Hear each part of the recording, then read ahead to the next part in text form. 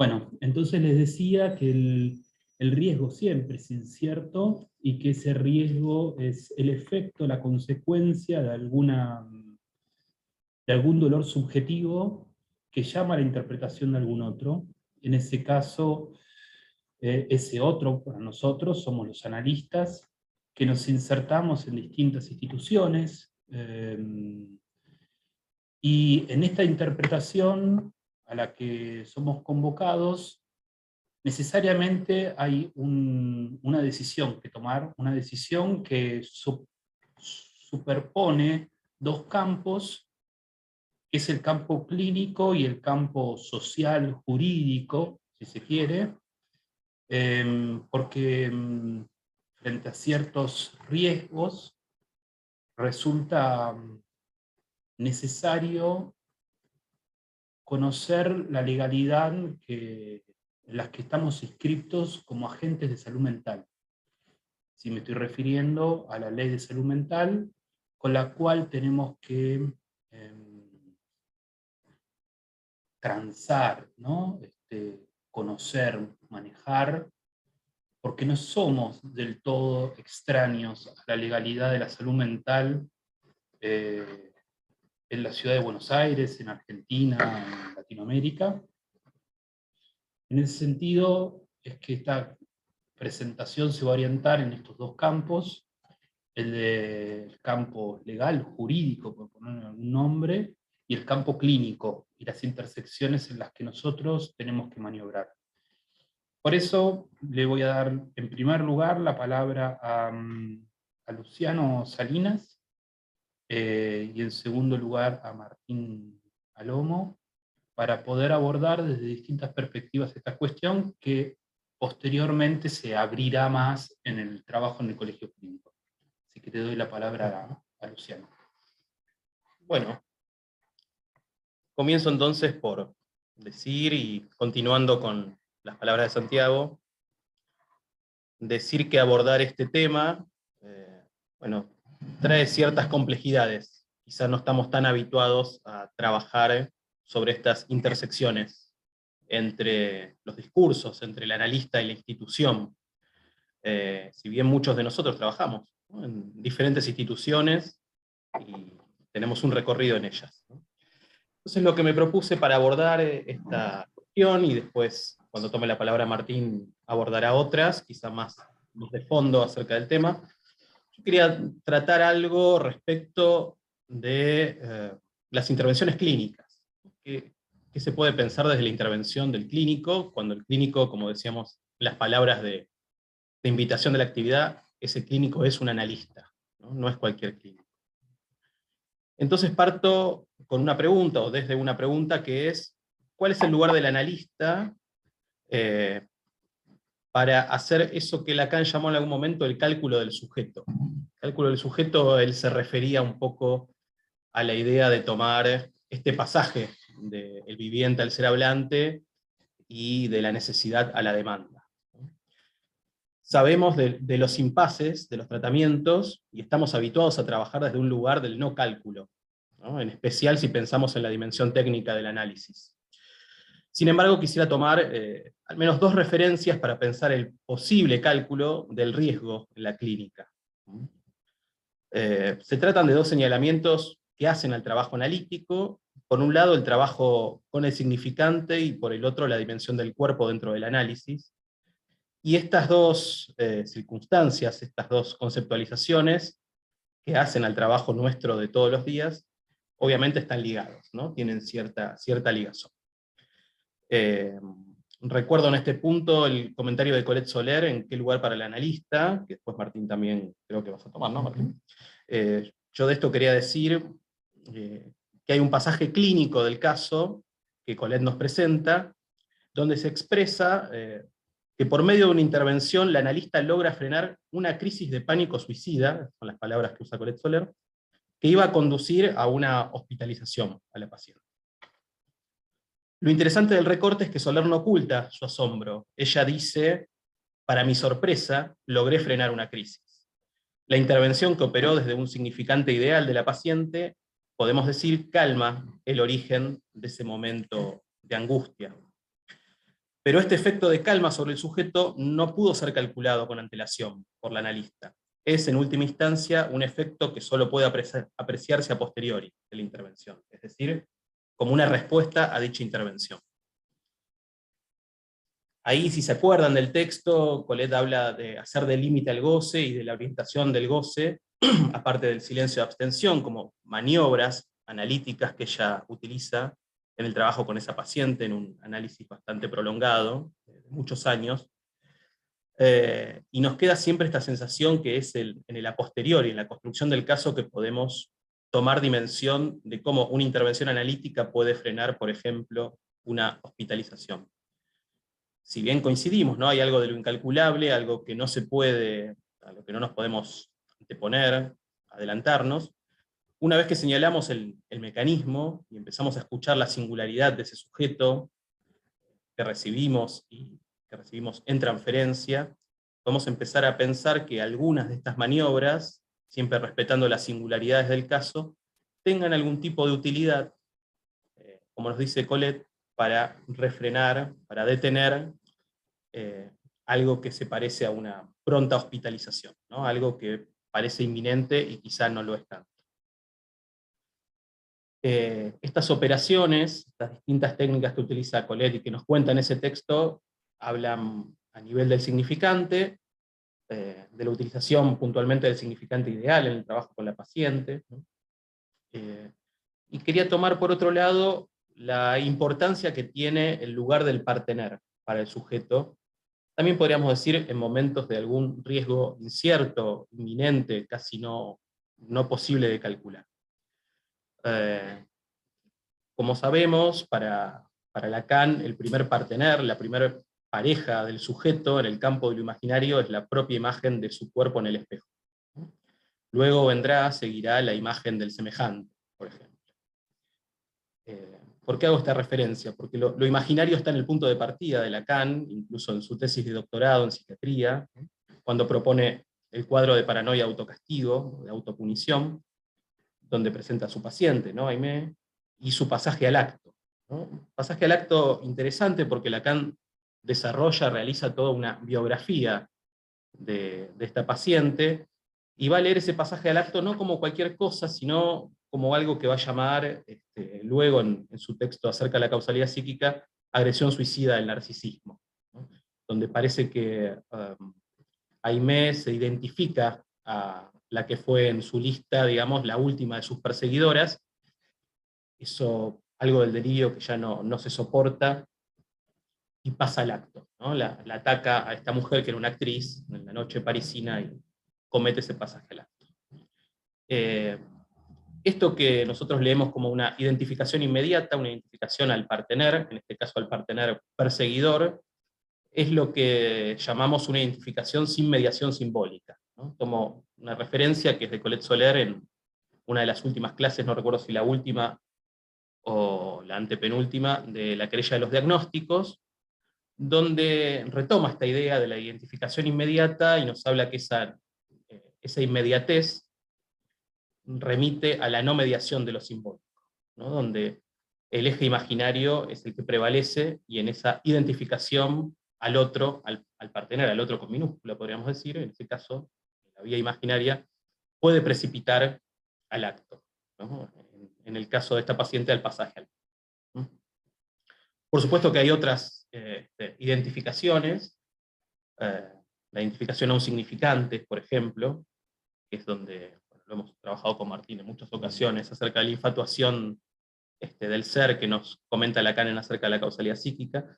Pero el otro ejemplo que da Lacan, aparte de su paciente Aimé, es Alcestes, que es una obra de Molière, donde lo único que quiero rescatar ahí es que recordarán una frase que utiliza Lacan, y nosotros la solemos usar, que el loco, dice Lacan, golpea en el otro el mal de su propio ser, ¿no? Que él pone la palabra griega, el kakon, de su propio ser.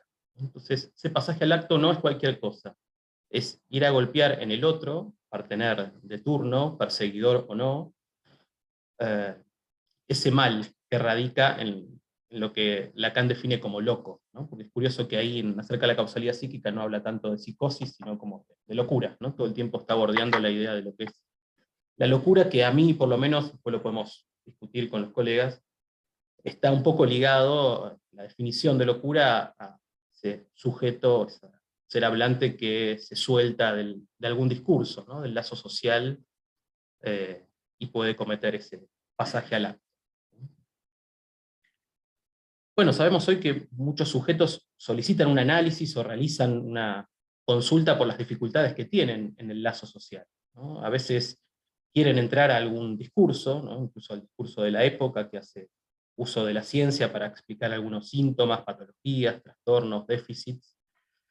Una paciente hace poco me explicó con claridad que cuando su psiquiatra le dio el diagnóstico de trastorno de adaptación mixto con ansiedad y estado de ánimo deprimido, eso le generó un enorme alivio, ¿no? La calmó muchísimo, saber que había un nombre para eso que le pasa, que no son más que una serie de acciones disruptivas que la llevan muchas veces a ponerse en peligro, de distintas maneras, no lo voy a comentar ahora.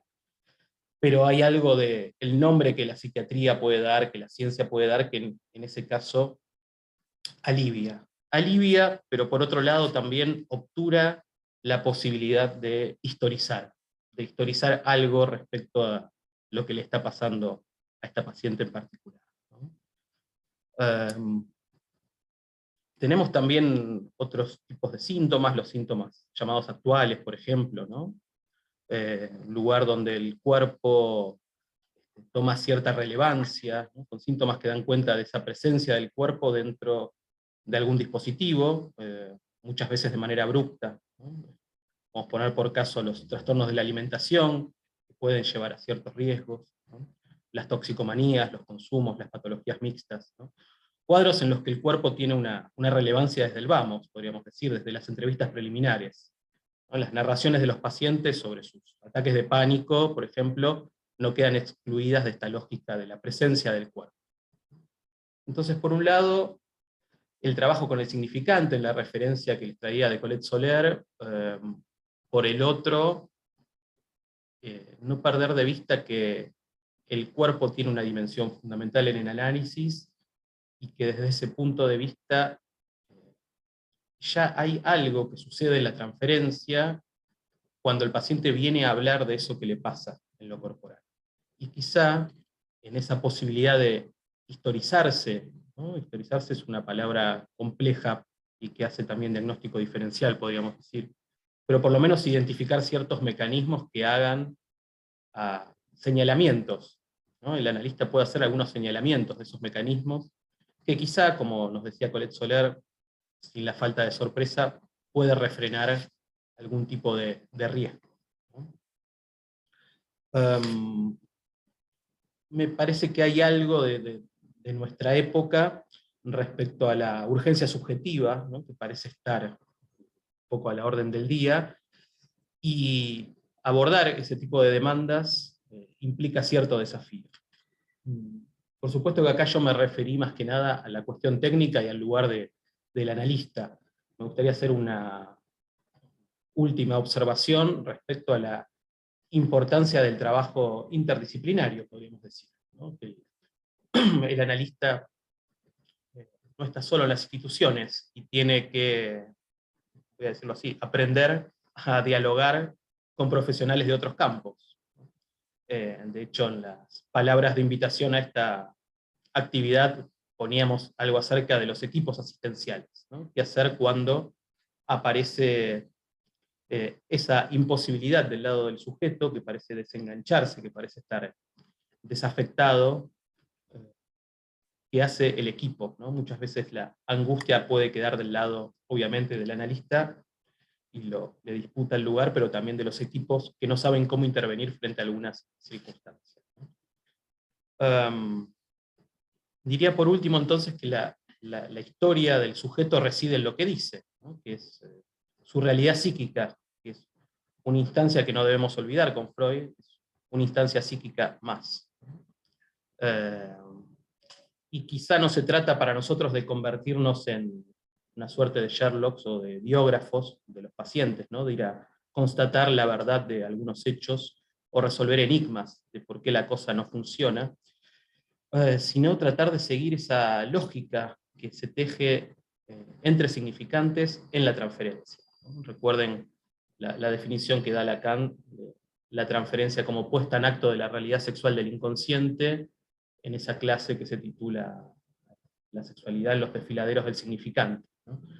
Como hay algo del hablar de esos síntomas, de hablar de lo que pasa. Creo que Martín después va a dar algunos ejemplos clínicos, ¿no? Respecto a eso, que tiene toda una relevancia para nosotros. Bueno, me tengo acá, ese comentario. Doy la palabra, Martín, y después conversamos. Voy a mover un poquito la cámara, si lo... Martín. Bueno, buenas noches. Gracias, Luciano. Gracias, Santiago, por la presentación. Gracias, Mariano, por la invitación. Y la verdad que muchísimas gracias a la comisión directiva y en particular a quienes se ocuparon de que la sede vuelva a funcionar. Está preciosa la sala. Y bueno, cuando presentamos esta propuesta, cuando nos invitó Mariano hace unos meses, Mariano Pujana, no sabíamos que justo iba a coincidir con que sea la primera actividad presencial, ¿no es cierto? Además de por Zoom, así que tenemos una alegría extra que es la de encontrarnos acá para trabajar en la presencialidad del cuerpo a cuerpo, ¿no? Que se extraña. Bueno, Luciano decía que de alguna manera que yo me iba a ocupar de las cuestiones de fondo, pero yo creo que en realidad los temas de fondo, digamos, de la técnica psicoanalítica, de la clínica psicoanalítica y de la ética psicoanalítica los mencionó él. Yo tal vez pueda decir alguna cosa más del contexto de la ley, del trabajo en la institución, e incluso voy a poner algún ejemplo de hace más de 10 años que nos encontró a Luciano y a mí trabajando juntos en el Hospital Moyano, en algún caso de una paciente de una internación, de tener que lidiar, digamos, con esos temas, ¿no? Siempre complicados, y siempre con la urgencia, ¿no es cierto?, de tener que resolver algo que es una situación difícil. Pero bueno, para comenzar con cierto orden, querría decir algo acerca de la ley. Vieron que últimamente hay como una especie de tema de moda. Nosotros hace rato que venimos pensando en esto, y de hecho, bueno, el seminario que vamos a estar dictando los tres en el Colegio Clínico a partir de agosto, tiene exactamente el mismo título, como comentaba Santiago hace un rato, ¿cómo es? Interpretación inminente de un riesgo incierto. Vamos a tomarnos allí unos 8 encuentros más o menos para poder darle vueltas al asunto y conversarlo con los colegas.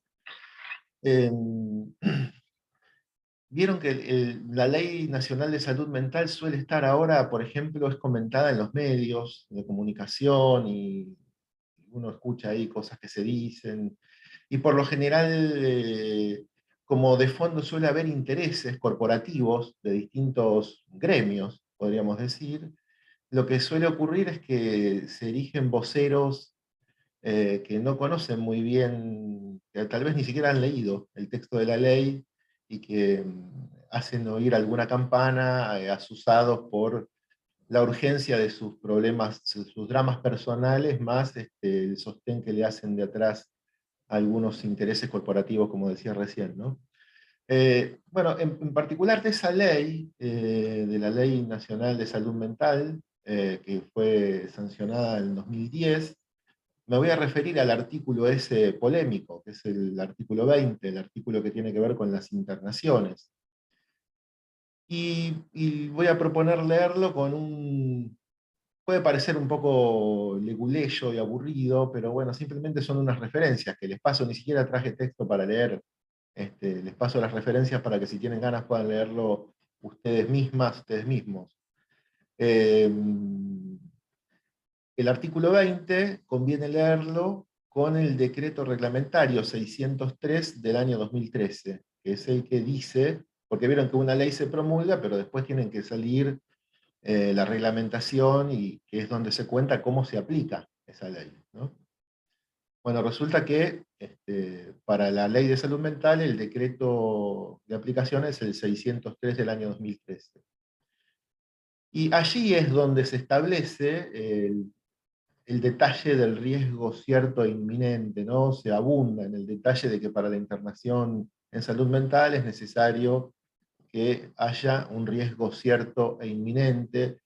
Eso lo dice la ley, lo dice también, lo dice el artículo 20 de la ley, lo dice también el decreto, que acabo de mencionar, y además el decreto agrega algunas especificaciones, como por ejemplo, que no hay que la internación no tiene que estar fundada en categorías diagnósticas, que el riesgo tiene que ser cierto e inminente, eso quiere decir que tiene que tener el equipo interdisciplinario una certeza de que algo peligroso, riesgoso para la vida del paciente o de terceros va a ocurrir en los momentos próximos a la consulta. Y bueno, básicamente esas son las dos cosas, ¿no es cierto? Dice 3 o 4 cosas más que por ahí después se las puedo comentar, pero esas son las dos cosas más complicadas, ¿no? Complicadas por el tema de que si uno piensa, digamos, que no puede saberse de antemano qué es lo que va a pasar, entonces está el problema contrafactual de que uno, efectivamente, uno en el sentido de uno como parte de un equipo, porque si hablamos de trabajamos en instituciones, no se toma la decisión en soledad, es decir, que si el equipo piensa que hay que intervenir por medio de una internación, es probable que eso inminente, que con cierta certeza estaba por ocurrir, a lo mejor no hubiera ocurrido, incluso si no hubiéramos internado al paciente o a la paciente, con lo cual no podemos saberlo. Y claro, tampoco podemos saber qué hubiera pasado si no lo hubiéramos internado. O sea que en realidad ahí lo que se pone en juego es obviamente un criterio clínico y un consenso que tiene que establecerse, bueno, con algunas de estas características que mencionaba hace un rato, ¿no? Entonces todo el tema de lo inminente y lo del riesgo y la certeza que deberíamos tener como equipos interdisciplinarios, aún los analistas, porque como decía Santiago en la presentación, no estamos excluidos de tener que expedirnos respecto de estos problemas cuando integramos equipos asistenciales en instituciones. Bueno, tenemos que expedirnos al respecto de esto, con toda la dificultad que estoy comentando.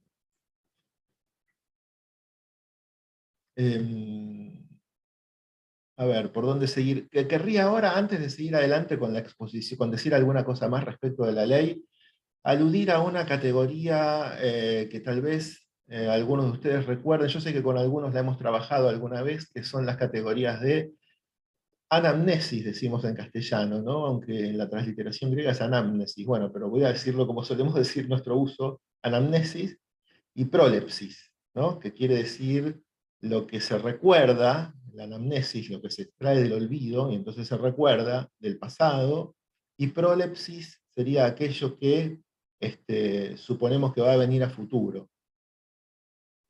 En el caso, para poner un ejemplo que no tenga que ver específicamente con esto que estamos hablando y ejemplificar anamnesis y prolepsis, uno podría decir que cuando escucha una obra musical que le gusta mucho y que ya la conoce, disfruta de escucharla primariamente, y a la vez puede disfrutar del recuerdo de haberla escuchado por medio de la anamnesis, por recordarla, pero también se puede disfrutar de lo que va a venir, porque ya se sabe qué es lo que va a venir, porque se la conoce la obra. O sea que se disfruta, como decía varios, Husserl, por ejemplo, el placer puede ser doble por escuchar la música, pero también por recordarla, e incluso triple, incluso por adivinar qué es lo que va a venir. Y me interesa comentarles algo acerca de lo que hacen las vanguardias del siglo XX con la música para tratar de equivocar la prolepsis, es decir, lo que va a venir, que es por medio de distintas herramientas, por ejemplo, lo atonal, lo dodecafónico, ¿no? O sea, prescindir de las tonalidades de modo tal de sorprender al oído para engañar a la prolepsis o para no permitir una prolepsis, porque resulta que hay músicas que obras que aunque uno no las haya escuchado, si están compuestas de acuerdo a las armonías tradicionales, uno ya más o menos sabe qué es lo que sigue, ¿no? Esto mismo que estoy diciendo, y que obviamente es un excurso, lo podemos pensar, lo podemos hacer conversar con la categoría psicoanalítica de anticipación y retroacción de la repetición, ¿no? En el sentido de en que lo trabaja Jacques Lacan, por ejemplo, en las primeras clases del seminario sobre los 4 conceptos fundamentales. El significante anticipa lo que se está diciendo y lo que se quiere decir, pero no se sabe lo que se quiere decir sino retroactivamente, cuando de alguna manera se recuerda más o menos mal lo que se supone que se quería decir. Digo esto porque allí en ese intervalo, estoy forzando el término, ¿a qué me refiero ahora con intervalo? Quiero decir con ese espacio que se abre entre la retroacción, la anticipación y la retroacción. Ahí es donde funciona, por un lado, la significación que cae, que decanta, y algunas veces, por ejemplo, cuando eso que decanta, esa significación, es nueva y se da en el contexto del dispositivo analítico, tradicional, por ejemplo, funciona como interpretación. Y estaríamos hablando, en ese caso, en el caso de un análisis, de una interpretación analítica. Recuerdo, porque estuve leyendo a propósito para conversar hoy acá con ustedes, la última clase del seminario Lógica del Fantasma, donde a propósito de la interpretación y de la articulación entre interpretación y cumplimiento de la regla fundamental, Lacan dice algo así, tengo acá el texto, pero lo voy a citar más o menos de memoria, dice, hay que ver, para poder evaluar cuál es el peso de la interpretación analítica, hay que ver hasta qué punto eso que es dicho en el discurso analizante está condicionado por aquello que está en vías de ser interpretado. Así dice Lacan, equivocando, dándole vueltas y aprovechando al máximo la temporalidad que está presente en eso que está en juego, en el encuentro del trabajo analizante con la interpretación analítica. Y ahora corriéndonos un poquito de esa estructura del dispositivo analítico cuando funciona, quiero decir, para hablar de estos casos a los que estábamos aludiendo ahora, ¿no? Donde de repente en el trabajo en una institución uno se ve en situación de, como se dice, integrar un equipo asistencial. Eso no es un dispositivo propiamente analítico, es un dispositivo interdiscursivo con profesionales de distintas disciplinas. Y por otra parte, los sujetos que allí consultan y que reciben esa asistencia que supuestamente brindan esos equipos, no son analizantes, muchas veces no son siquiera pacientes, o sea, a veces son llevados por la familia, por el juzgado, por un vecino, ¿no? O sea que a veces son enfermos, pero que en el sentido de que ni siquiera se reconocen como pacientes, ¿no? O sea, con lo cual, por ejemplo, una internación, en el caso que sea involuntaria, cosa que la ley prevé, es un tipo de intervención que esos equipos asistenciales realizan sobre sujetos que no son pacientes, porque no se reconocen como tales, ¿no es cierto? Obviamente estoy generalizando, ¿no es cierto? Estoy situando un contexto que todos, supongo, más o menos sabemos de qué estamos hablando, pero quiero llegar a un punto para, como decía Luciano hace un rato, comentar 2 o 3 ejemplos clínicos. Saliendo ahora de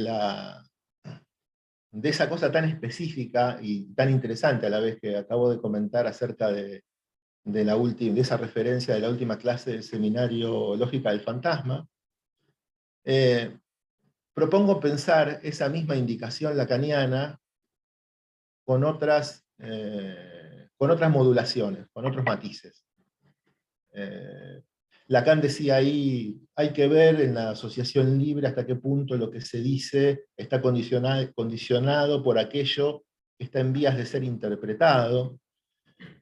Y partiendo de eso no sería posible si no suponemos allí que hay un objeto en juego, que ese objeto en juego en ese dispositivo puede estar en el campo del otro y que en ese campo del otro opera desde allí el analista.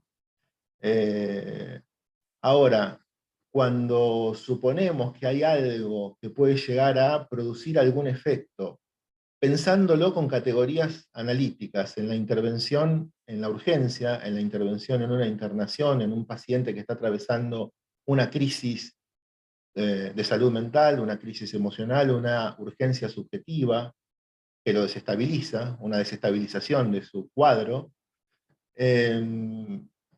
allí también tenemos necesariamente que pensar, si queremos pensarlo psicoanalíticamente, la variable transferencial.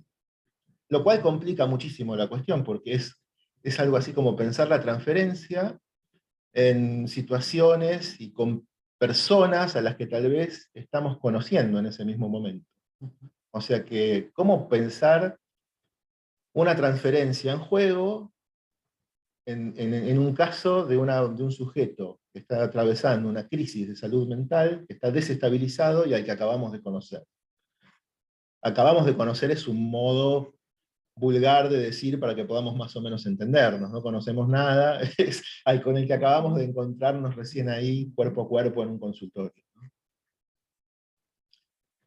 Y si tenemos que responder a eso analíticamente, digamos, o sea, la respuesta del punto de vista teórico no es difícil, en el sentido de que si queremos que haya alguna incidencia desde el punto de vista analítico, tiene que ser sí o sí por vía de poder situar una variable transferencial.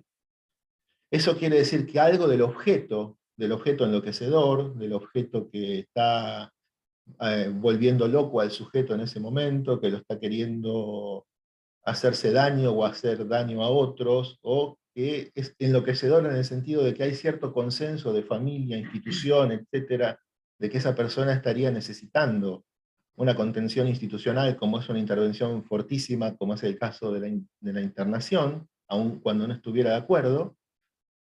Algo de ese objeto debería poder ponerse en diálogo. Todas las palabras son provisorias, diálogo, bueno, debería encontrar como partener en algún punto la presencia de ese clínico, que además de clínico, como decía Luciano, es un analista también, si es que hay un analista que integre el equipo, ¿no? Y ahora entonces en este sentido, ¿no? En este sentido, me interesa introducir una de esas modulaciones, que no las traje escritas, así que las voy a ir recordando lo que pensé y pensándolas también acá.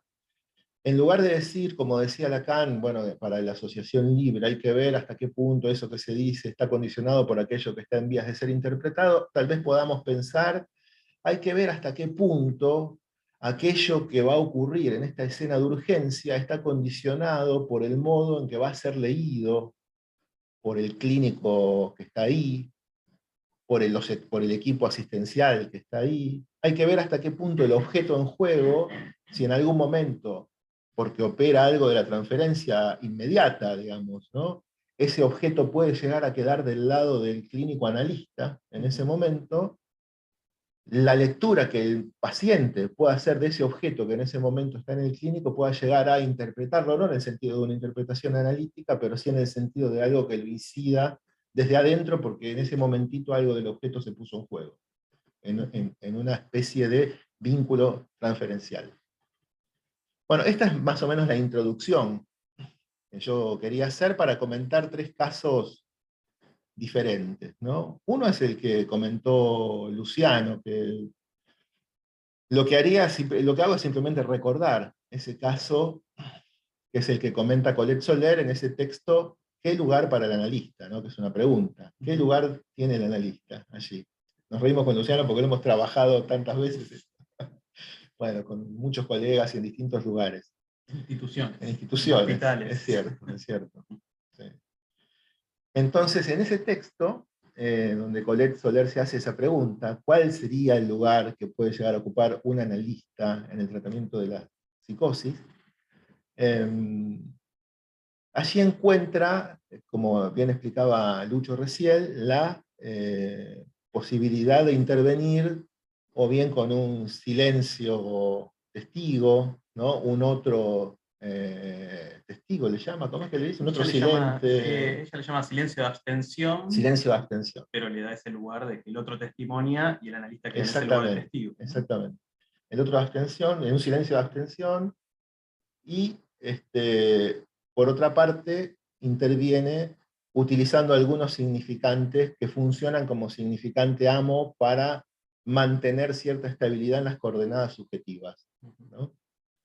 Que una cosa que es interesante aclarar es que siempre lo aclaramos cuando conversamos nosotros con colegas, con alumnos, es que eso no se puede saber de antemano. O sea, Colette Soler la analista tuvo que escuchar durante mucho tiempo cuáles eran esos significantes que podían llegar a tener alguna potencia de comando de las coordenadas de estabilización, y desde allí poder intervenir para evitar la internación, en definitiva, ¿no?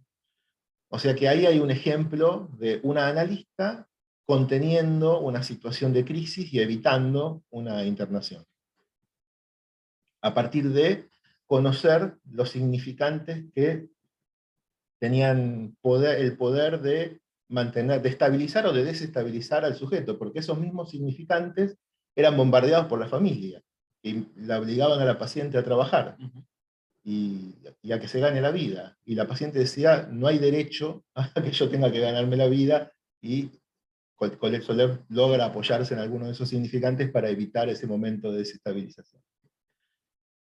El otro caso, diametralmente opuesto, al que quiero referirme, es un ejemplo que encontramos, un ejemplo de Clérambault. Está en el libro Automatismo Mental, Paranoia, bueno, el clásico libro de Clérambault, que no sé si recuerdan, pero la mayoría de los casos que presenta allí Clérambault son presentaciones de enfermos. Era un psiquiatra que no tenía consultorio, su práctica eran 2 presentaciones de enfermos semanales que hacía, y era alguien con características muy particulares que se jactaba de, con una sola presentación, poder decidir si ese paciente, si ese sujeto, si esa persona iba a la cárcel o iba al manicomio, ¿no? Él se jactaba de esto. Me voy a referir al caso Lucy. Lucy era una joven francesa que estaba, no recuerdo en este momento si estaba viviendo o si estaba como turista en Londres, y ella era la amada del príncipe, del duque de Edimburgo, ¿no? Que a la postre fue el marido de la reina Isabel, ¿no? Entonces, en un momento, ella se acerca al palacio de Buckingham y salta la reja. Bueno, es fácil imaginar qué es lo que pasó, seguridad, la toman prisionera, la deportan, la devuelven a París. En París, esta chica, una vez que está en la prefectura, se encuentra con el gran maestro Clérambault. Y Clérambault lo que tiene que decidir es si es una paciente mental o si es simplemente una transgresora de la ley, una delincuente. Entonces, sabiendo, porque le habían comentado qué era lo que había dicho Lucy, Clérambault habla con ella tras bambalinas, porque había allí un auditorio de policías y de psiquiatras que asistían y de estudiantes de psiquiatría que asistían a las presentaciones de Clérambault. Entonces él lo que le dice a la persona, a Lucy, le dice: fíjese que me han dicho que entre el público y entre el auditorio, no directamente, no va a estar él, pero mandó gente, una persona que usted ya sabe quién es, para enterarse de qué es lo que va a pasar aquí, así que sería bueno que me diga todo lo que tenga para contar, y sobre todo el mensaje que usted quiera hacerle llegar a esta persona, sin nombrarlo, pero aludiendo todo el tiempo al personaje que era el objeto del delirio erotómano de Lucy. Y claro, el testimonio fue impresionante, ella contando todo, cómo era la amada de ese miembro de la realeza británica, y creyendo que en ese mismo acto estaba testimoniando directamente para esa persona. Entonces, claro que allí ese entrevistador, Clérambault, en ese caso, había logrado coercitivamente, había logrado una sugestión impresionante, que es una palabra que, como bien sabemos, es distinta de la transferencia, porque la transferencia es otra cosa, pero que la transferencia sea otra cosa no quiere decir que no comience o que no tenga un grado de sugestión. Entonces, conseguía una transferencia fanática, digamos, o fuerte e inmediata, para de un modo inescrupuloso simplemente terminar la entrevista diciendo, ven, la chica está loca. O sea, nada que pudiera interesarle. Va al psiquiátrico, Va al psiquiátrico. y no a la cárcel. Internémosla, dice. Sí. Y el otro ejemplo, digamos, y después de este ejemplo me callo un rato la boca, así, a ver qué dicen, a ver si podemos conversar un poco entre todos y todas. Es un ejemplo que supongo yo que habrá ocurrido hará 10 años o tal vez un poco más, en el Hospital Moyano. Compartíamos un dispositivo con Luciano en los consultorios externos de ese hospital,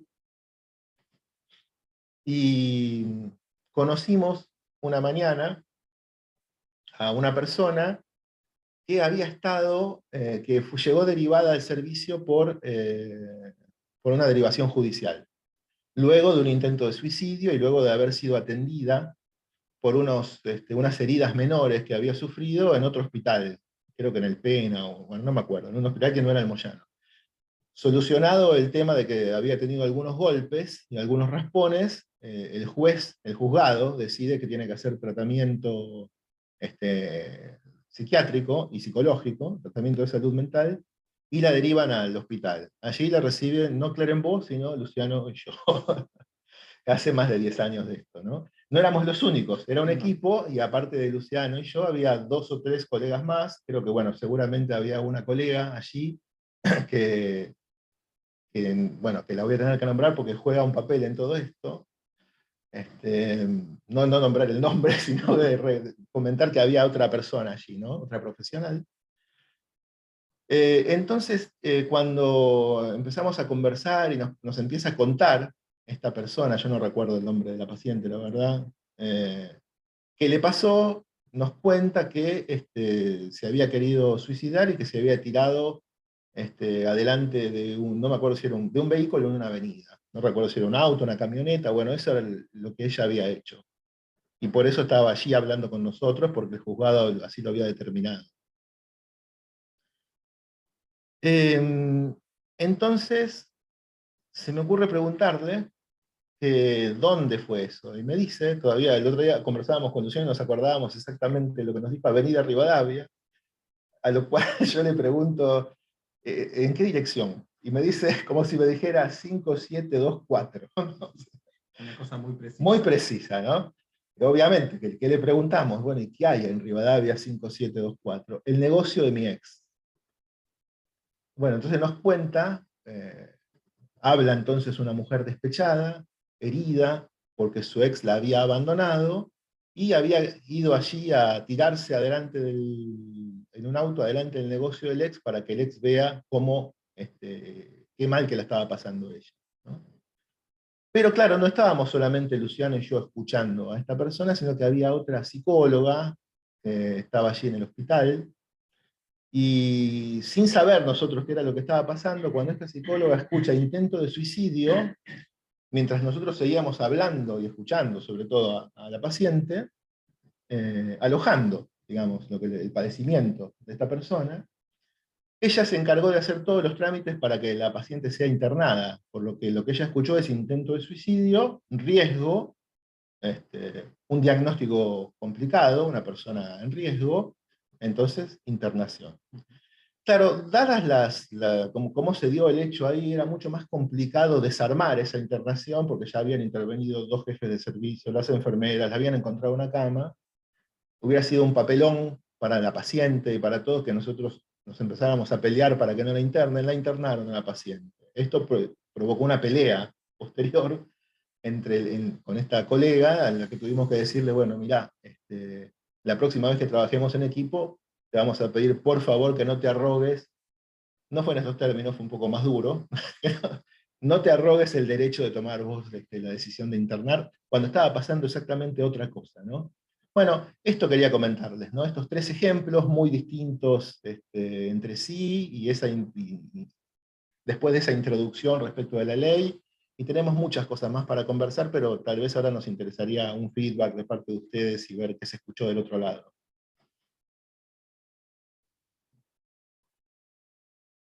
Bueno, movemos la cámara. Así va a haber que sostenerla de alguna forma. No es tan sencillo, estamos aprendiendo esto. Ahora lo dejo un poquito afuera de plano a Martín.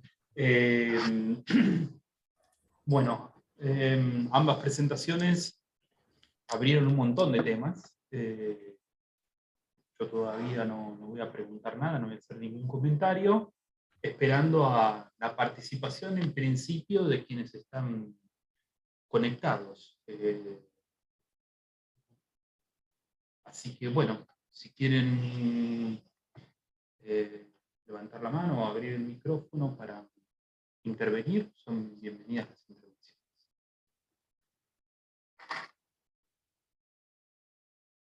Y Mariano. Bueno, gracias por la presentación, primero, obvio. Pero sí, me quedé pensando, ¿viste? Ahora está de moda el serio con lo de Chano, creo que es, lo del petinato y todo esto, este tema de riesgo certero inminente. Certero quiere decir indudable, ¿no? Que no hay duda al respecto. Y yo pensaba, con los pacientes, ¿qué podemos decir indudablemente? Nada, ¿no? O muy poco, con los pacientes que conocemos. Imagínense con un enfermo, como dice Martín, con alguien que acaba de llegar. Yo por suerte trabajé bastante en hospitales, pero nunca en la guardia, ¿no? Que es donde se decide la internación o no de un paciente. Debe ser bastante complicado. Y nosotros sabemos que el psicoanálisis, como dice Freud en Los Legos, me parece, no es profiláctico, ¿no? No puede advertir de algo que va a pasar. Seguramente haya cierto cálculo, pero siempre nosotros trabajamos con lo que ya sucedió, ¿no? Con los efectos de lo que sucedió. Y además, todo lo que se va produciendo, las ganancias de un análisis, todo ese saber que se produce, que va al lugar de la verdad, pero siempre a medio decir, ¿no? Bueno, pero dicho esto, sin embargo, formamos parte de los equipos interdisciplinarios y tenemos que participar, que firmar, ¿no? Si alguien va a ser internado o no. Y no nos podemos ahorrar de nuestra participación ahí. Entonces me quedé pensando, bueno, ¿en qué podemos colaborar en esta decisión del equipo interdisciplinario? Y pensaba, quería preguntarles, a ver qué piensan, ¿no? Si lo que puede hacer un analista ahí, y lleva un tiempo, pero calculo que capaz en una primera entrevista se puede trabajar algo del consentimiento del paciente, ¿no? De cierto reconocimiento o conciencia de síntomas, podríamos pensar, si no hay conciencia de enfermedad. Nada, me preguntaba eso, a ver si se puede pensar qué puede hacer un analista, cuando el clínico es analista, en esos momentos de decisión, donde lo incalculable gana, me parece, y lo incierto gana. A mí me parece que, no sé, recuerdo así experiencias de hospital, donde cuando estaba el paciente que no quería ser internado, ¿no? Pues si el paciente quiere ser internado es todo más sencillo, si se decide no internarlo, puede ser también más sencillo en cuanto al lazo transferencial con el paciente, pero ¿qué pasa cuando se decide internarlo y el paciente no quiere, es involuntaria la internación? Nada, me quedé pensando eso, si el trabajo con cierto reconocimiento del síntoma, de la participación del sujeto en el síntoma, se puede llevar a cabo en estos casos de pacientes desestabilizados. Esa es la pregunta.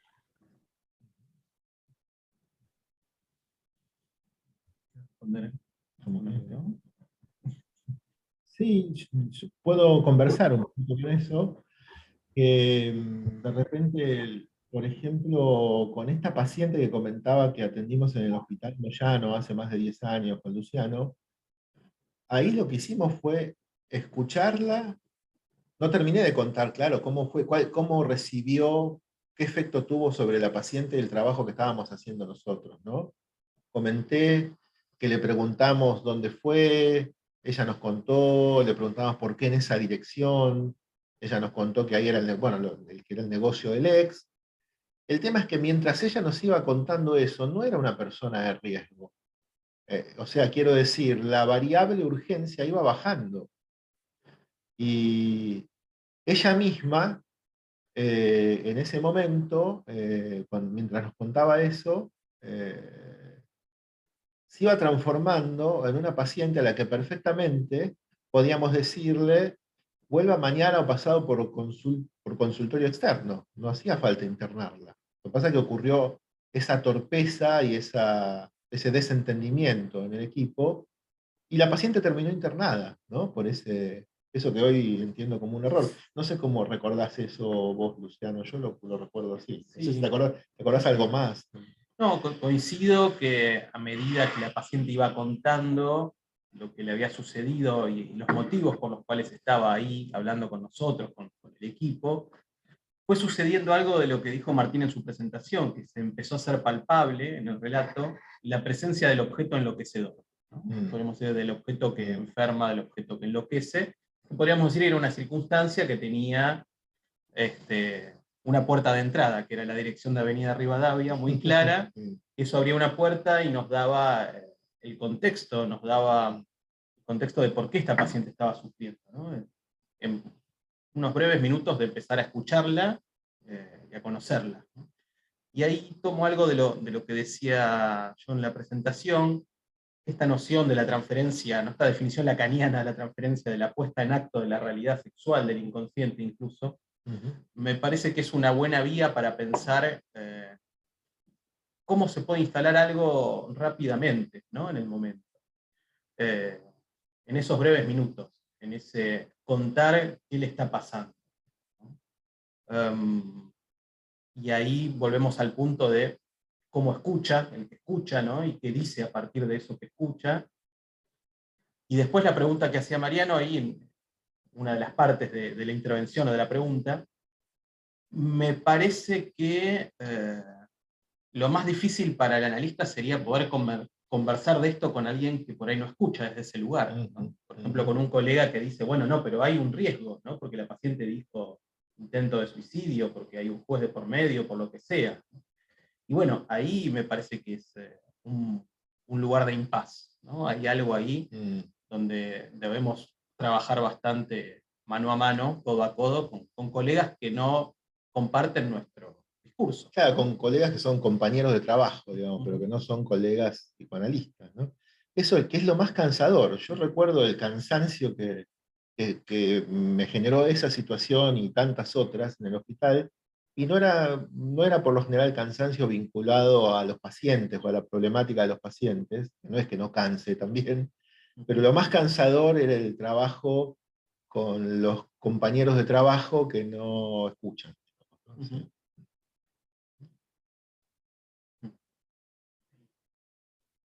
Bueno, sí, ahí veo. Andrea, ¿querés intervenir? Ya le va a hablar. Sí, buenas noches, ¿cómo les va? No soy Andrea Florí, soy Alejandro Ruiz, mucho gusto.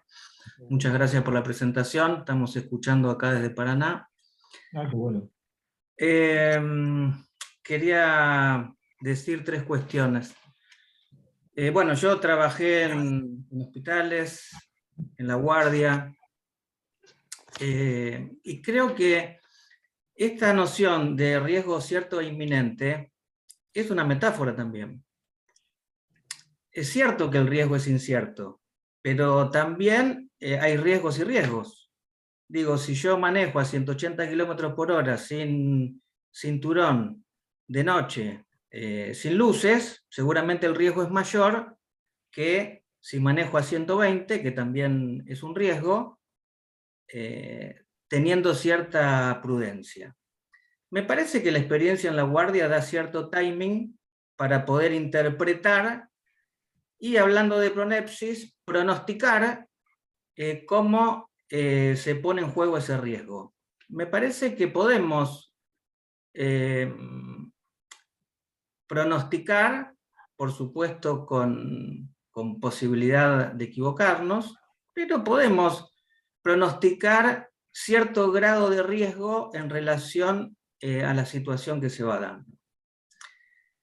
En segundo término, bueno, Mariano preguntaba qué puede hacer un analista en una guardia o en una situación de urgencia o formando parte de un equipo de atención de urgencias. Bueno, me parece que puede hacer un montón de cosas.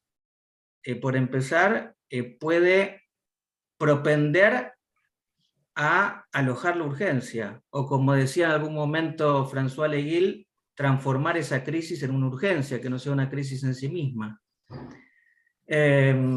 Entonces, me parece que como analistas en una urgencia, podemos muchas veces proponer una internación cuando la creemos necesaria, podemos desalentar una internación cuando no la creemos necesaria. Nosotros en el hospital, por ejemplo, armamos una sala de observación que no existía, porque veíamos que muchas veces el tiempo de la urgencia es distinto al de la urgencia médica, obviamente, y necesitábamos de cierto tiempo para decidir, por ejemplo, si en un determinado caso era necesaria una internación, o al contrario, después de un cierto tiempo de que el paciente o la paciente se quedó en el hospital siendo observado, pero lo de observación va de la mano de la escucha, siendo observado, siendo escuchado, a lo mejor ese tiempo nos permitía diseñar estrategias entre las cuales decidíamos que la internación no era lo mejor, y ese paciente continuaba un tratamiento ambulatorio, o viceversa. Evidentemente confirmábamos que la internación era necesaria y la accionábamos, ¿no es cierto? Entonces me parece que el analista en esos dispositivos puede hacer un montón de cosas, y poner en relación justamente el discurso del psicoanálisis con otros discursos, con, por supuesto, el costo que eso conlleva. Y en tercer lugar, quería decir, mejor dicho, quería coincidir con Martín en el gasto del trabajo con compañeros y compañeras que no se identifican con el discurso analítico, con el mismo modo de trabajar, con no tener esta paciencia para escuchar, para cambiar los tiempos de la urgencia, y eso creo que es lo más cansador, lidiar con cierta gente, ¿no? Con algunos compañeros y compañeras de trabajo, con algunos familiares, con algunas burocracias de las instituciones, ¿no? Muchas veces con los familiares tenemos esa discusión que nos piden, que quieren que el paciente vuelva a ser el de antes, y bueno, nosotros pensamos que si vuelve a ser el de antes seguramente se va a volver a descompensar, ¿no? Bueno, eso es lo que quería aportar. Bueno, muchas gracias por el comentario, por las tres observaciones. Bueno, ¿qué quieres decir? Sí, muchas gracias. Muy interesante. Y yo, continuando la conversación, recuerdo que Mariano había dicho qué es el riesgo, preguntaba qué es el riesgo cierto, qué es el riesgo que de alguna manera, bueno, algo de eso respondió recién Alejandro. Y fíjense bien que hay esto de que está de moda hablar de la ley ahora, ¿no? Decíamos. Y claro que hay todo un tema ahí muy interesante, ¿no es cierto?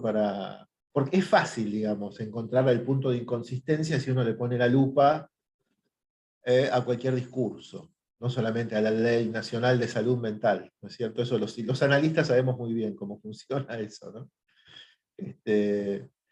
Y de todos modos, me parece interesante, digamos, entre la pregunta de Mariano, lo que decía recién Alejandro, y el planteo que hicimos nosotros, que hacemos nosotros tres de acá desde la mesa, que queremos problematizar eso, que además de pensar qué es lo que hacemos los analistas, que efectivamente hay analistas, supongo que por muchos lugares del país, en guardias y en distintas instituciones.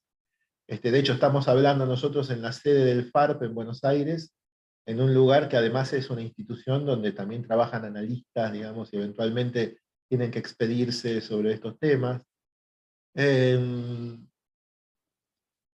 Entonces, digo, me parece interesante ver qué podemos llegar a decir los analistas de eso que vamos, de la ley, digamos, ¿no? De la ley, de la internación, de lo que dice el artículo 20, de lo que dice ese decreto, de cómo lo pensamos. Bueno, algo dijo Alejandro. Mariano se pregunta por la certeza de eso cierto e inminente, ¿no? Y creo que el espíritu que queríamos plantear nosotros, que es el mismo que nos lleva a armar un seminario sobre este tema, es el de problematizar bien esa cuestión, ¿no? Entre la certeza que parece que exige la ley y esta cosa relativa que plantea Alejandro, que es cierto, es impracticable si hay que leer Bouvard y Pécuchet, el libro de Gustave Flaubert, por ejemplo, para ver lo que ocurre si llevamos al pie de la letra los discursos establecidos. Terminamos haciendo desastres, ¿no? Es lo que hacen ellos y es lo que señala Lacan en la respuesta a los estudiantes de filosofía, ¿no? Eh, pero bueno, entonces en ese margen de lectura, de que seguir la letra, el discurso al pie de la letra es desconsistirlo y terminar haciendo cualquier cosa, bueno, ¿qué lugar allí para el discurso analítico, no solamente en la práctica asistencial, sino en los debates públicos acerca de lo que se dice de la internación y de la ley de salud mental? Yo aporto más que una respuesta a otra inquietud. Tal vez eso me está interrogando a mí en este momento, ¿no? Y yo solamente agregar esta idea un poco doble, ¿no? Que implica el trabajo con el paciente, como los ejemplos que dio Martín, especialmente el último, ¿no? Pero también el de Colette Soler que comentamos al comienzo, cómo uno ahí puede pensar la técnica, el tipo de intervenciones, pensar si son sugestivas o no, como se interroga Colette Soler en ese texto, ver a posteriori qué efectos, conocer los mecanismos, ¿no? Hay toda una línea de trabajo bien clínica, con la urgencia subjetiva, cómo hacer, en transferencia y demás. Y por otro lado, este trabajo que Alejandro decía, ¿no? Que es quizá el que más gasto de energía nos implica, que es entrar en diálogo con otros colegas, ¿no? En el equipo, explicar, trabajar, ¿no? Me vino un recuerdo también del Moyano de estar conversando con algunos alumnos de psicología, algunos residentes de psiquiatría, sobre los conceptos de pasaje al acto y acting out. Habíamos tomado un ejemplo de una historia clínica de una paciente que solía venir a los grupos terapéuticos, y lo estábamos conversando, ¿no? Y lo que había sucedido con esa paciente, hacía unos varios años atrás, la paciente había tomado pastillas, ¿no? Había hecho una sobreingesta de medicamentos, de psicofármacos, 5 minutos antes justo de que llegue su hija, ¿no? Que volvía siempre a su casa a tal hora, ¿no? Entonces se estimaba que la paciente sabía que la hija iba a llegar y le iba a encontrar donde esta mujer iba a decir que había tomado las pastillas y demás, ¿no? Bueno, estábamos debatiendo solamente como un ejercicio conceptual, si había un mensaje ahí, si era un pasaje al acto, actinado, ¿no? Y recuerdo que entró una psiquiatra que trabajaba en servicio, y estaba un poco enojada porque decía que nosotros le restábamos gravedad al asunto, ¿no? Porque si era un acting eso no era tan grave, pero sí era un pasaje al acto, ¿no? Entonces hubo que hacer como un trabajo casi de explicación, ¿no? Bueno, estamos trabajando algo conceptual, después obviamente hay algo que implica, lo que preguntaba Mariano, ¿no? El riesgo. Por supuesto que en ese caso la hija había llegado, la había encontrado a la madre, la hospitalizaron, le hicieron un lavaje de estómago, etc., ¿no? Pero la psiquiatra decía, ¿pero qué pasa si la hija no venía? ¿No? Si iba a morirla, pues sí, eso no estaba en discusión. Pero siempre hay como una distancia, ¿no? Entre poder pensar las cuestiones conceptuales, incluso el trabajo mismo, la técnica, y lo que hay que dialogar con otros. Y ahora que... ¿Comentario? sí, claro, sí. Tenía algo para conversar con esto de Lucho, pero prefiero escucharte. Bueno.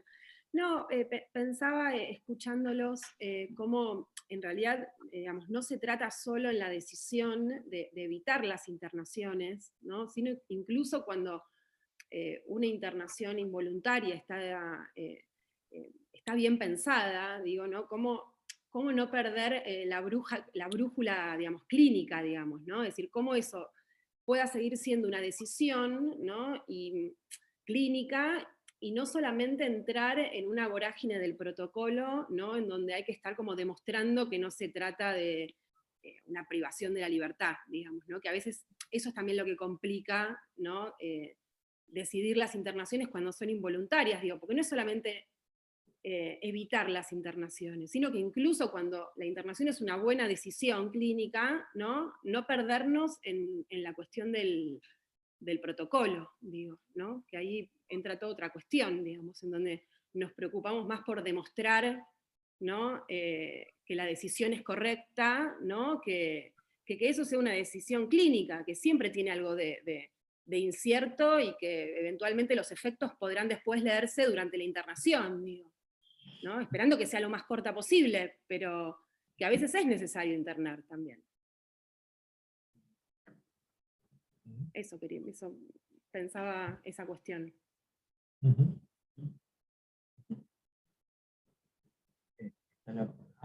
Rita, ¿querés sumar a la pregunta de Lucila y después conversamos con ambas? No había visto que tienen la mano levantada. Bueno, hola, buenas noches. Hola. Bueno, buenísimo lo que traen para charlar, para intercambiar. Pensaba en esto del equipo asistencial.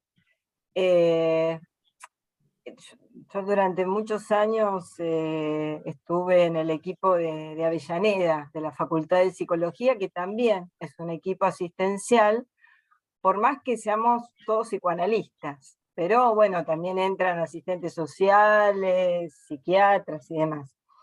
Y estas cosas del criterio clínico que se pone en juego en algunos momentos, también a veces tenemos diferencia entre los mismos analistas. Digo, porque pensaba, bueno, es cierto, yo también trabajé en hospital y bueno, con otros, ¿no? Digamos, de otras orientaciones, entre la ley y ese criterio clínico hay algo que se juega, que bueno, que va a ser muy distinto. Pensaba en el caso que tomaron de Colette Soler, que Colette Soler, bueno, se toma como muchos años, ¿no? En ir averiguando estos significantes, pero que también ahí hay una apuesta. Digo que medio que yo lo escucho mucho bueno, voy a hablar del equipo de Avellaneda, donde los analistas apuestan en principio para ver si hay algo de la transferencia, ¿no? Nos puede orientar y después se piensa, bueno, si es necesaria una orientación o no. Y que hay momentos muy difíciles. Yo, por ejemplo, hice admisiones durante mucho tiempo en el equipo y era de ver si se lo tomaba, por ejemplo, como un paciente que, digamos, si se lo tomaba y podía ser un paciente de consultorios externos, vamos a decirlo así, o si se lo derivaba a otro lugar porque necesitaba internación o psiquiatría desde un comienzo, digamos. Y ahí a mí me parece que, bueno, que esto, que la escucha, el ceder la palabra, el tomarse, como dijo Alejandro, que yo también lo he hecho, en vez de hacerlo una admisión en una vez, lo citaba varias veces antes de decidir, porque yo necesitaba por ahí escuchar un poquito más, ver con qué contaba ese paciente. Pero me parece que todo el problema es esto, entre la ley y ese criterio clínico que es tan distinto, ¿no? Que es tan distinto. Insisto, no siempre nosotros pensamos que pensamos más o menos todos igual y esto no es así. tampoco, ¿no? Tampoco eso está garantizado entre los analistas, digo. Por supuesto, bueno, eso allana un montón de trabajo, como lo vengo escuchando, pero me parece que eso también está dentro de los analistas, en los equipos asistenciales. No sé, pensaba cómo, digamos, ustedes cómo lo fueron eso, si pudieron irlo resolviendo en su equipo o no, o eso sigue siendo, no sé si siguen estando, ¿no? En el equipo, sigue siendo así un problema, no sé, para ustedes. Bueno, no estamos en el equipo ya. Seguimos hablando. Estamos en distintos lugares. Bueno, vos sí estás Estoy en en el el hospital, hospital, pero pero no hago ese trabajo. Por eso, ya no hacen esa actividad, sí. sí. Bueno, yo estoy en otro hospital y me doy cuenta que esos problemas pueden seguir existiendo, ¿no?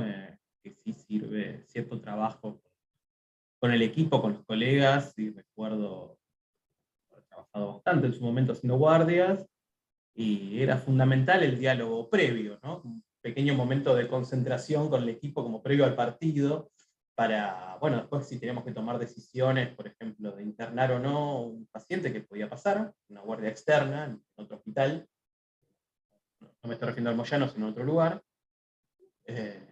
tenía que estar bien clara la cuestión, ¿no? Pero no solo de criterios y esta dificultad de unificar el discurso de la psicofarmacología, psiquiatría y psicoanálisis, si se quiere, ¿no? Era un poco ese combo que se iba haciendo ahí.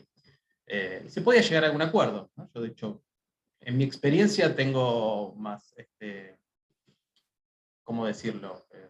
Vivencias positivas con los amigos y colegas psiquiatras que negativas, ¿no? Siempre y cuando se pueda hablar de antemano algunas cuestiones, ¿no?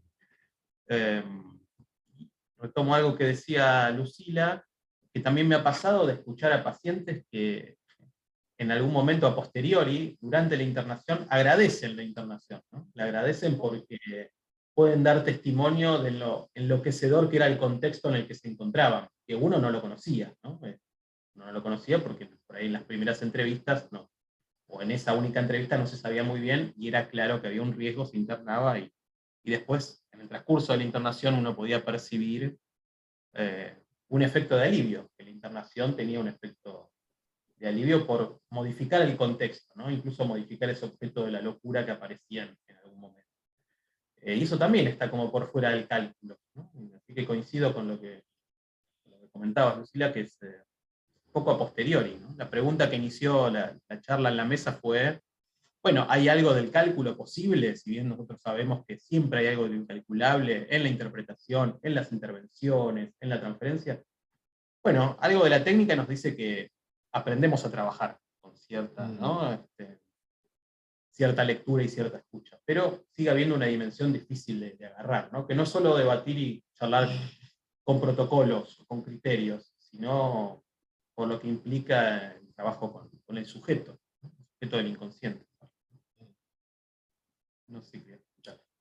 Sí, se me ocurre, ahora voy pensando mientras escucho cómo viene la conversación y me doy cuenta que el colega de Entre Ríos y el servicio de Avellaneda de la Facultad de Psicología y el otro hospital donde está Luciano y el hospital Moyano y el consultorio de cada uno de nosotros, todo eso, todos esos lugares son efectores de salud pública. Y estamos regidos por la misma ley, o sea, nos puede pasar en el consultorio, tener que tomar la decisión de internar a un paciente, o en el servicio de la facultad, o en el hospital Moyano, y la ley es la misma, ¿no? Lo que cambia, evidentemente, es la casuística, no solamente, por supuesto que cada caso es único, pero después de más de 20 años de trabajar en el Hospital Moyano, les puedo asegurar que la casuística que frecuenta el hospital no se parece absolutamente en nada a la que frecuenta mi consultorio. O sea, evidentemente yo no conocería un montón de casos que conozco del hospital, si no fuera por el hospital, justamente. Y en ese caso, en ese sentido, digo, para introducir algo, a ver, más como otra dificultad que me parece que no está apareciendo, es entiendo que en ese quehacer de la letra escrita de la ley, lo que decidimos los clínicos a título personal, si estamos en un consultorio o en equipo, si estamos en una institución respecto de una internación, por ejemplo, puede, a ver, para decirlo clarito, puede redundar en o internar a alguien que no ameritaría estar internado, o bien ser expulsivo y dejar en banda a alguien que sí está necesitando una internación, ¿no? Y vieron que hay bastantes voces que se hacen escuchar respecto de que algo de esta ley dificulta eso y favorece la expulsividad, que hace difícil brindarle la asistencia a aquel que requiere internación porque algo de la ley estaría dificultándolo. Bueno, por ejemplo, en la guardia del hospital, y en ese dispositivo en el que estábamos Luciano y yo hace 10 años, en el Hospital Moyano, eh, era una cosa de todos los días que escucháramos a alguna persona que necesitaba de repente que pensáramos si había que internarla. O sea, cosa que no nos pasa en nuestro consultorio, ¿no? Entonces, ahí hay algo donde cierta dinámica que plantea la ley y que plantea ese decreto que les comentaba, que puede hacer que la cosa sea más o menos dificultosa y presentar dificultades recurrentes, y de repente hacer que algunos profesionales tengan posición tomada respecto de tener un sesgo más expulsivo y otros tener un sesgo más comprometido con arremangarse de internar aunque cueste si hay que hacerlo, o bueno, no sé, u otras lecturas diferentes de lo que yo estoy diciendo, pero es un campo sumamente problemático, ¿no? Y lo que pensaba es qué distintas las características de las demandas de cada uno de los lugares de los que estamos nombrando, ¿no? Cada uno de nosotros, que seguramente ahí requiere otro tipo de utilización de esa herramienta que es la ley, ¿no?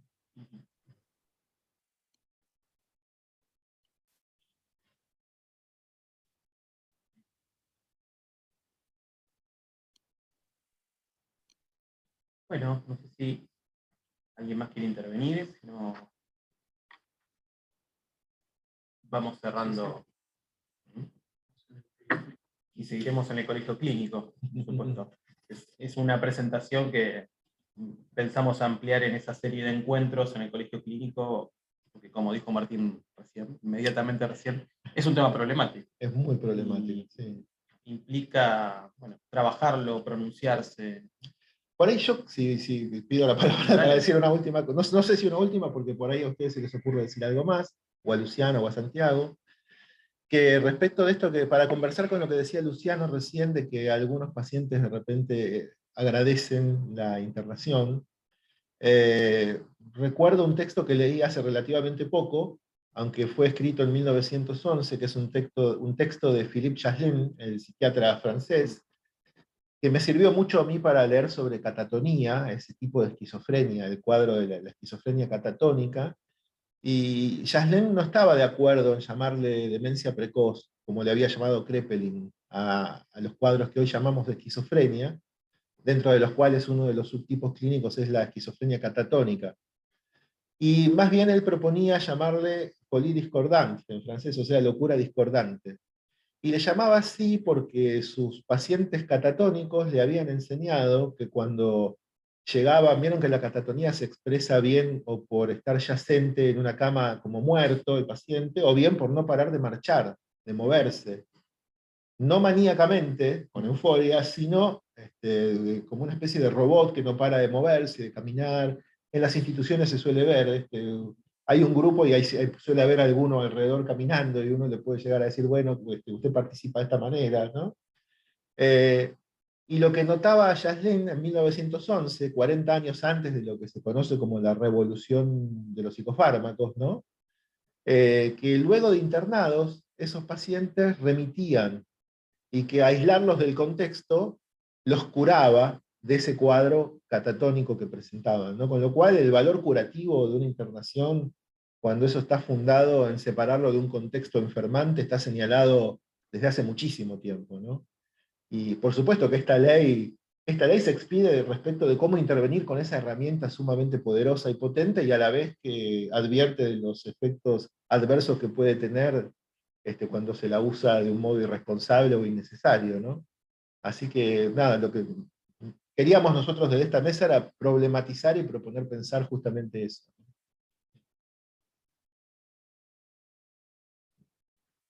Bueno, Mariano, que también coordina con nosotros, ahora a la distancia, el espacio, ¿quieres comentar algo, agregar algo? No, simplemente sí, coincido lo dificultoso, ¿no?, de este tema. Calculo que, mira, el cálculo debe ser sobre el riesgo que se corre al no internar, ¿no?, y el perjuicio que se le puede producir a alguien por una internación que podría haber sido evitada. En último término, me parece que ese es el cálculo a hacer dentro de lo calculable. Y quedará lo incalculable ahí, ¿no? Sí, y en el contexto, Mariano, es así como vos lo decís, y en el contexto de esta ley que se ha ganado defensores y atacantes, estaba buscando otra palabra, pero no la encuentro, detractores, defensores y detractores, que lo que efectivamente cuida la ley es el perjuicio que se puede producir con internaciones intempestivas, no solamente innecesarias, sino autoritarias, coercitivas, como ha ocurrido, por ejemplo, en otros países en épocas oscuras, ¿no? Veía, de casualidad agarré una película en Cinear o en Canal Volver, no sé, en alguno de esos canales, en un segundo que no tenía tiempo para ver otra cosa mejor, y había una película dirigida por Fernando Ayala, el mismo director de Esperando la carroza, pero de un par de años antes, que se llamaba algo así como La Gran Ilusión, o algo así, que trabajaba Luisina Brando, que hacía de paciente, y Andrea del Boca era la hija, que en ese momento era una pibita, una niña.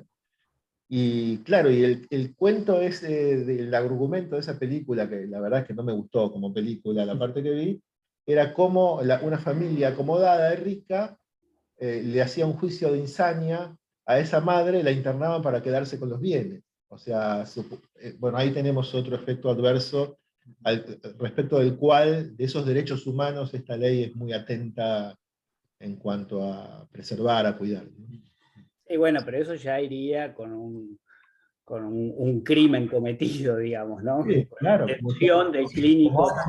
Sí, sí. Y además tenemos ahora, no se nombró, pero está el órgano revisor también, ¿no?, que viene a confirmar la necesariedad de la internación, de la prolongación de la internación.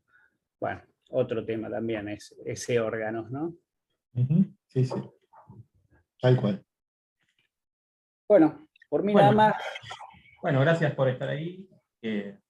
Nos reencontramos en próximas actividades. A los que les interesa la temática para seguir problematizando, nos veremos en el Colegio Clínico, claramente.